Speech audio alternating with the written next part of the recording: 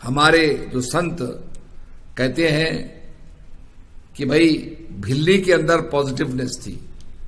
भिल्ली मतंग ऋषि की यहां सेवा कर रही थी और मतंग ऋषि जब गुजरने लगे तो मतंग ऋषि ने कहा कि शबरी, क्योंकि शबरी का पहला नाम श्रवणा था, तो शबरी से कहा कि बेटी तू यही सेवा करना और तुझे इस आश्रम में ही प्रभु के दर्शन होंगे।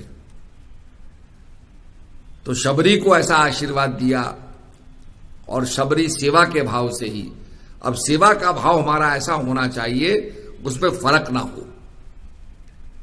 बहुत से लोग सेवा करते हैं, मैंने देखा दरबार में भी भंडारे में होंगे तो भंडारा में बांटेंगे और कुछ करेंगे, तो उसके अंदर हमारे अंदर सेवा का भाव होना चाहिए। अगर हमारे अंदर नेगेटिव होती है कि हाँ भाई हम सेवा तो कर रहे हैं पर इसको हम नहीं खिलाएं, ये क्यों आ गया, ये क्यों अंदर पहुंच गया। अरे गुरु महाराज का दरबार है, गुरु महाराज के दरबार में हम खिला रहे हैं, गुरु महाराज के दरबार में इतना है कि सबको मिल जाएगा, फिर ये पक्षपात नहीं होना चाहिए। तो ये जो एलिमेंट है इसके कारण क्या है कि हम वास्तव में अपने लक्ष्य को प्राप्त नहीं कर पाते हैं।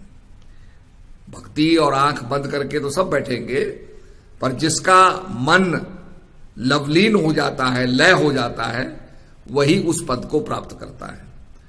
तो इसलिए आपने देखा होगा कक्षा में बहुत से विद्यार्थी बैठे होते हैं, पर जिसका टोटल कंसंट्रेशन होता है वो उस बात को भली भांति समझ लेता है। तो यही एक सेवा का भाव हमारे अंदर होना चाहिए।